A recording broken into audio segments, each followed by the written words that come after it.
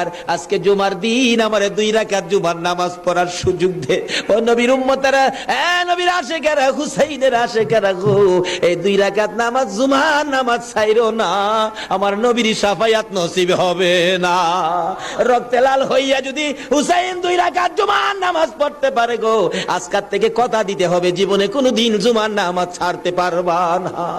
জুমার নামাজ আদায় করতে সময়টুকুন দিলে নামাজ শুরু করে দিলেন, রুকু সিজদার কাজ শেষ করে তাশাহুদে বসে সালাম ফিরানোর আগ পর্যন্ত কাছাকাছি বসে বসে এই যদি সৈন্যরা নামাজের ভিতরে প্রত্যক্ষদর্শীরা বলেন এক একটা করে তীর মারে হুসাইনের গায়ে।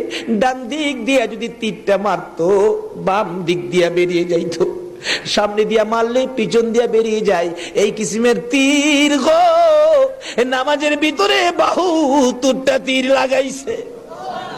হুসাইন সালামটা ফিরাইয়া নানা গো কইয়া কালতে কালতে জমিনে গড়াগড়ি শুরু করে দিলে। নিষ্ঠুর পাষাণ এই যদি শূন্যের সীমার গলা কাইটা মাথা আলাদা করে নিয়ে গেছে। হুসাইন শহীদ হয়ে যায়। ওদিকে দিয়ে ডাকতেছে। মহরমের 10 তারিখ সন্ধ্যা যখন হয়ে গেল, উম্মে সালমা বলেন